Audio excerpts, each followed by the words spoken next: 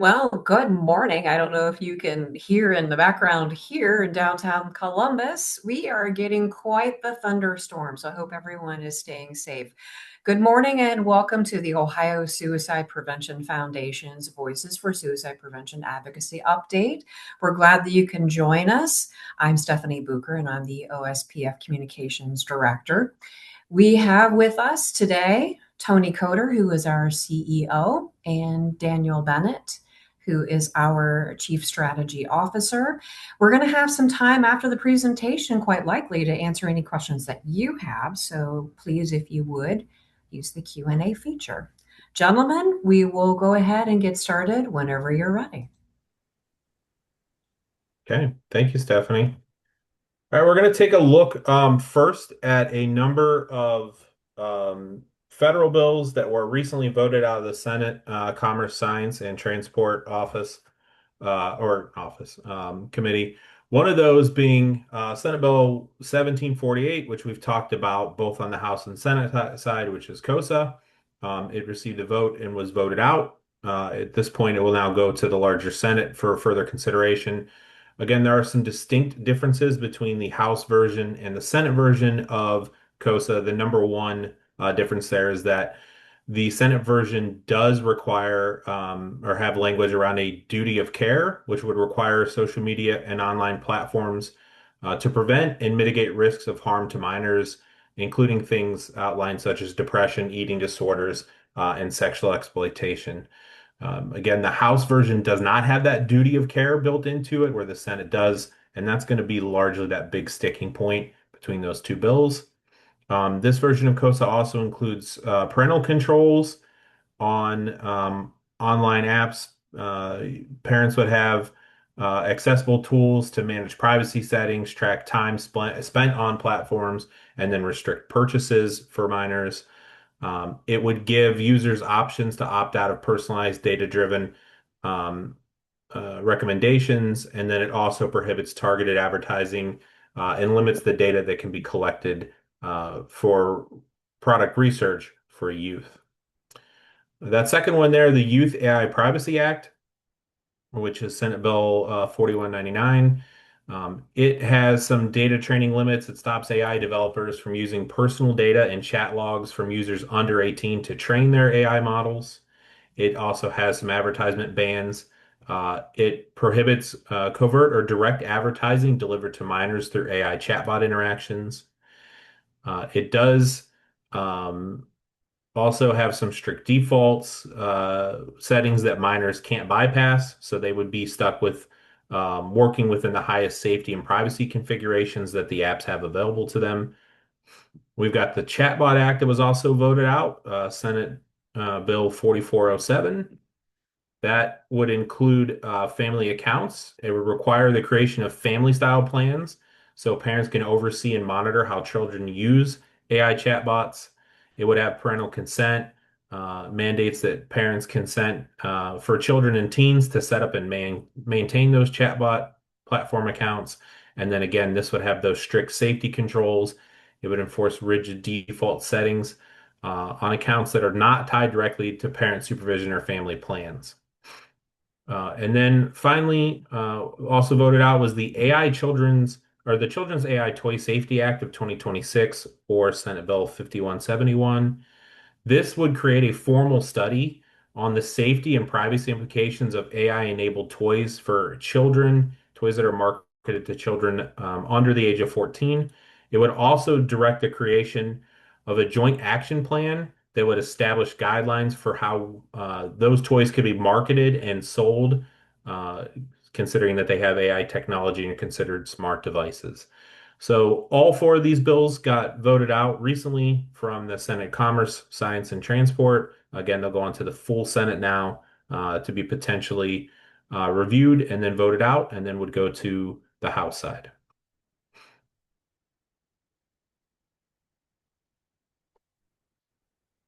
An additional bill we wanted to cover today was the Campus Lifeline Act of 2026.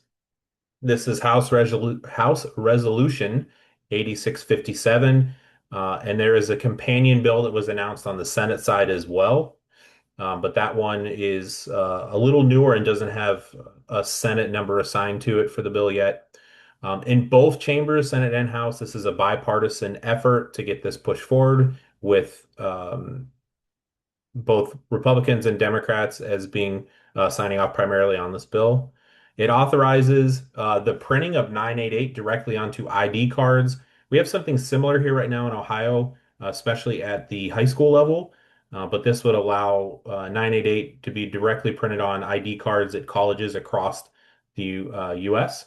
And there are some federal laws that had to be amended that this bill addresses to allow that kind of nationwide. It expands the Garrett Lee Smith uh, campus grants to fund some student-led outreach and also some peer-to-peer early intervention programs. Big piece of this is that there's going to be a lot of peer-led, both research, uh, peer-led intervention, but then also any of the strategies that the universities would be implementing to address suicide prevention across the campus that would have student involvement as well. So this expansion really opens up a lot of opportunities for college age students to have some say over what some of that suicide prevention messaging looks like on their campuses and what resources are available to their peers if somebody is potentially at risk for suicide and needs to access some intervention programming there.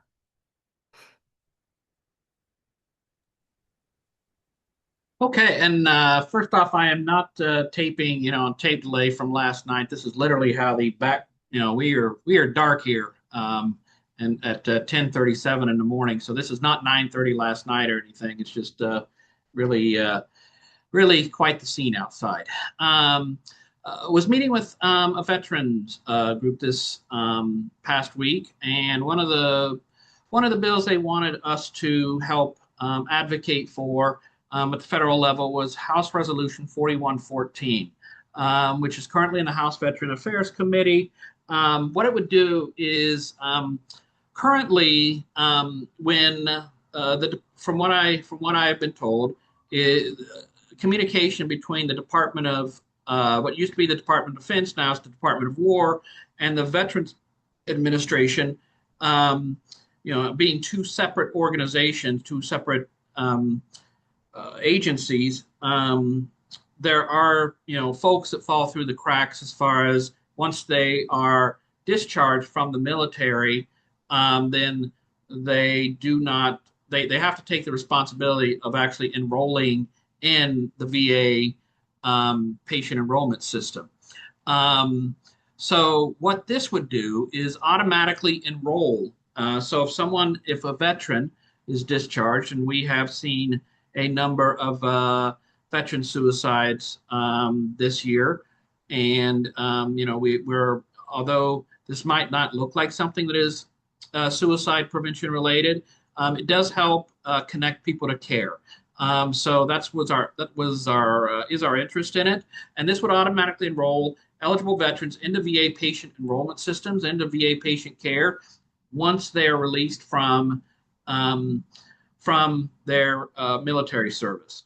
So this would automatically put them in the VA system. One story that I heard a number of years ago from a mom whose veteran son died by suicide was that he was seeing um, some, a professional, mental health professional, while he was in the Navy, and for some things that had happened there. And once he was released, he was dishonorably discharged because some of the uh, I guess behaviors that he had exhibited, but the records were not transferred from his military service to the VA, where so they didn't know that he was actively suicidal. So when he came home, that was not shared with the VA, and that person ended up dying by suicide. Um, so we want to make as much as possible, as easy as possible, that transition, so folks can get care. That once they're out of the military and they're out of the Department of Defense or Department of War service, and the providers that are there, that they can seamlessly go into the VA and and start receiving services immediately. Um, there is also an opportunity. We know that some veterans do not want to be involved with the VA, so there's an opt-out service. So it's basically changing it from where a veteran would have to opt in and actually take the first steps to becoming enrolled in the VA. This would this would allow the veteran to opt out instead. So again, we want people the easiest and most seamless way to care. And this is something that, again, speaking with a group of veterans, that they thought would be a good piece of legislation. The issue with this is, politics always it plays a role in these things. This is a Democrat-sponsored bill, so we would probably have to work it from how would we get a response, a Republican sponsor, especially with the midterms coming up, it'd have to probably be a lame duck type of session, and really quickly put together. So it might be something that we look at for next year, next Congress. Because it is such a uh, in our opinion, and these veterans I talk to, a really important thing to try to get folks as seamlessly as possible into care. And it's not only for mental health care; it's for the VA does all kinds of physical health care and things with finances and all kinds of other things. So helps them, I think, connect with employment. So we're excited about this. And again, we were urged by a veteran group to see if we could advocate for this. So we want to bring this to your attention as well. So we have been speaking with both camps of the Ohio's gubernatorial candidates. Um, I wanted to give an update on that as well, on how those conversations are going. We've had really good conversations with both camps. Dr. Acton's um, policy director has been very easy to deal with, as Mr. Ramaswamy's policy director has been very easy to deal with. So we've had, again, really good conversations. Um, with each candidate, there are both things that we're excited about, but also things that do concern us. With both camps, they are both interested in looking at the suicide prevention plan that is currently being written, along with 30 other partners around the state. We're coordinating that. That both candidates camps want to look at it and provide feedback for that. We want to make this, whoever wins, that this be their first big win. We keep saying that as soon as they step in office, they have a plan on how to address suicide in the state of Ohio. Early on with Mr. Ramaswamy's camp, it was some conversation of more of the institutionalization of people, and trying to help folks, actually trying to help either camp understand what prevention is, has been, quite frankly, our biggest challenge. Um, and that is where even talking to legislators with other prevention partners at the state level, it's been a challenge trying to help legislators in these both of these camps to understand what prevention is. So, but again, they've been willing to listen, both camps. Again, Mr. Ramaswamy, his they've talked a lot about institutionalization, but I have seen a couple of tweets recently. Hello, Daniel. A couple of tweets that have said that from Mr. Ramaswamy, that he's been hearing about suicide prevention as he's been campaigning around the state, which is good that that they're hearing that this is an issue. Um, again, Dr. Acton's camp has been very responsive as well. And she has a public health background, although recently she has said that she has made a proposal of reducing property tax cuts if she is elected. But to pay for those, she would expand gambling and iGaming in the state, which we are really opposed to. Gambling is the number one um, addictive behavior that is associated with suicide now. And I talked to Derek Longmire from the Ohio Problem Gambling Network, and they have seen a rise in, especially with after sports betting has been legalized, a number of a larger number of folks who are experiencing problem gambling. So I have a conversation with Dr. Acton's camp to express our concerns on Thursday, um, and well, I will let you know how that conversation goes. But there are for each candidate, again, both I think can be very receptive as being a partner in suicide prevention, but there are some things that we're both concerned about, or that we're concerned about with both. Um, so, with that, that is where we are with the. I know that just as a real quick, there's not a whole lot going on at the State House.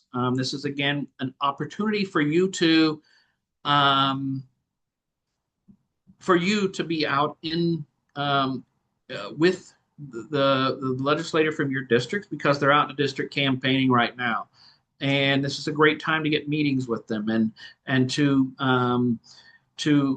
help them understand what suicide prevention is, the need for mental health, the need for suicide prevention, and what's going on in your community. So um, uh, that's why there's nothing really going on at the State House right now. I know that the governor just yesterday, we didn't have a slide for it, did put addiction recovery housing directly under the management of the Ohio Department of Behavioral Health. So I know some boards and recovery house providers, recovery home providers, might have joined us. So wanted to make you aware of that. Not a whole lot of details, but I do know that he signed an executive order, and that's going to happen. So that is what I have kind of for the statewide update. And Daniel, I know that you have an announcement. Yeah, and Tony, that's an excellent segue because as you mentioned, there's not a ton going on at the State House now, but they will be back at the end of the summer and especially as we move into the fall. And as we're kind of looking forward at our legislative priorities, we wanted to announce we will be doing Suicide Prevention Advocacy Day again. We did one in 2025, and we'll be doing this one again in February of 2027. So first off, just wanted to put out a save the date that February 27th or February 23rd of 2027 will be Advocacy Day. What to expect. If you weren't able to join us last time, we try to make our Advocacy Day as meaningful as possible. So we're going to make sure that you get an opportunity to meet face to face with a legislator. And we're going to do everything within our power to make sure that the legislator you meet with is somebody that represents either the district you work in or where you live in. So we will schedule meetings for you. We'll get you set up with timing. And we will, before you go out and meet with a legislator, have an opportunity for you to meet in our offices in probably two sessions, a morning and an afternoon. We'll talk about some talking points around suicide prevention you can take with you to that meeting. And then we also encourage you to bring information from your home district as well. So if there are efforts going on with your local suicide prevention coalition, if there's a project you're really excited about, those legislators really like to hear what's happening in their home districts. And if you can bring some local data with you as well, that's really meaningful for them. Um, we also really encourage anybody who's passionate about suicide prevention to attend these. You don't have to have done advocacy before. Again, we're not going to stray into lobbying. We're not going to show up and say, you should vote yes or no on a bill. We're really going in and just kind of providing some information and some education around what's happening with suicide prevention across the state level, and then also what's happening on the local level. It'll also be budget time then. And we know that every year there's always a risk when the budget is put together that things like prevention funding and treatment funding can get caught up in cuts as a part of that. And so it's really important for us to be there to show them that the work is actually happening around the state, how important that work is, and the effect it has on real people's lives. So that when they do make those decisions on things to fund, that they know the importance of prevention and it stays kind of front of mind for them. We can get folks, um, we can get folks to the state house to have those conversations and to make that case and advocate on behalf of the state systems. So we will have a sign up coming out probably somewhere towards November, early December, where you'll get an opportunity to sign up with us to attend Advocacy Day. And we really look forward to having as many of you as possible join us so that we can connect with as many of our state legislators as possible, both on the House and Senate side. I also, oh, go ahead, Tony. Saw you in mute. Just very quickly, you brought up the point of advocacy and lobbying.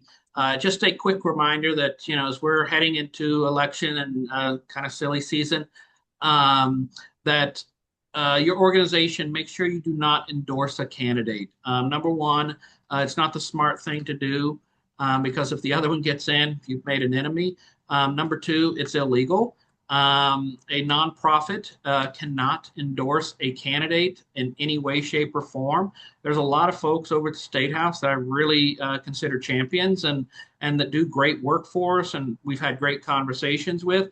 But because we are a 501c3 nonprofit, we cannot endorse anybody. So, as you mentioned that, I just wanted to remind anybody that as you are, as we're heading into this, there might be a legislator who might say, hey, I'd really love to have your endorsement.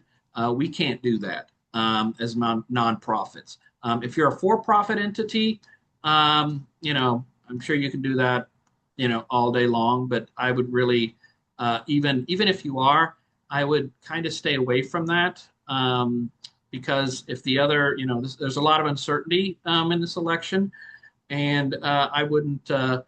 I wouldn't put your horse in front of a wagon if the horse ends up if the wagon ends up changing.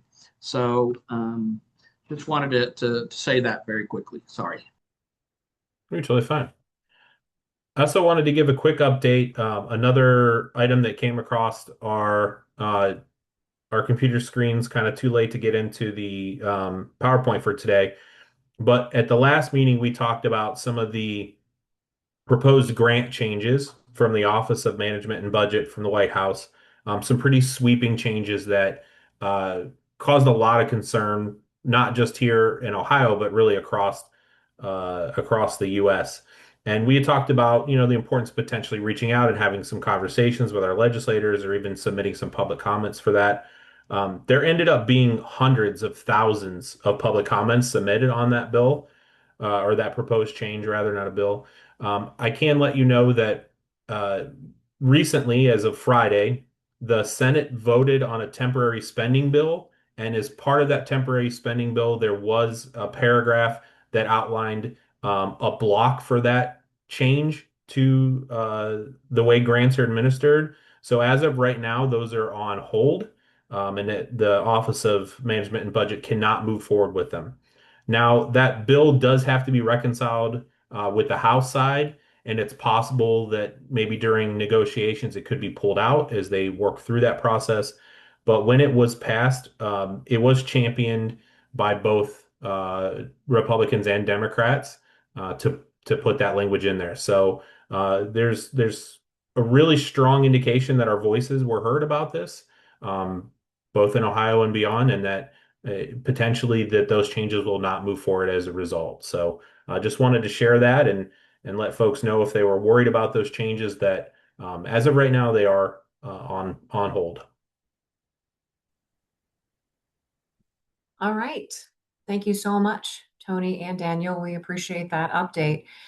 Folks, if you would like to ask any questions related to what was discussed today, you can use the Q&A feature. I don't see anything on here. I think that we did mention last time around that SB 273, the Keep Them Safe Act, was passed and has been signed by the governor. Daniel, do you mind? I'm going to put you on the spot, but would you kind of just give us a really quick update about where we are with that, which is now legislation or Sure. will be coming up? Yeah. So, as you mentioned, signed by the governor, passed into law. It will take effect sometime mid-September, I think the 17th, but I may be off a day or two. Um, Once that goes in effect, then shops could offer safe storage now if they wanted to, but they won't have that liability protection. Once the 17th of September comes, they will have that liability protection. We are working with some of our partners right now to create some onboarding and draft documents so that if retailers are interested in stepping into that space and offering the safe storage, that they'll have everything they need to get up and running. So we want to make this as kind of seamless and easy as possible. We are anticipating having those done hopefully before the law is officially in effect, but by the end of September, so that any gun shops that want to step into this process will have all the tools they need to do so. Okay, perfect. Gloria did have a question. Do we know at this point for the Advocacy Day in February, do we have a time frame or any other details, or it's just let's save the date for now and we'll get details out? Yeah, mostly a save the date. And hi, Gloria. Gloria's from my home county of Summit. Mostly right now is save the date, but what we will do is we're kind of limited based on the schedule of the legislators. So we will reach out to legislators, find out what time we can get meetings with them. And then if we get a morning time from some Summit County folks, you would be in a morning meeting. If we got afternoon times from Summit County folks, you'd be in an afternoon meeting.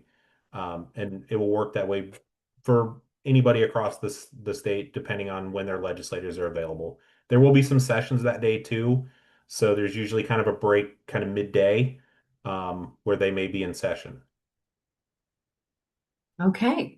Well, I don't see any other questions, but I just wanted to let everyone know that oh, would you need to register for the event? Yes, most likely, Stephen. I don't want to answer for Daniel, but yes, there is usually a registration process. So as soon as we can get some more information, we'll get that out to you. So thank you for that question as well.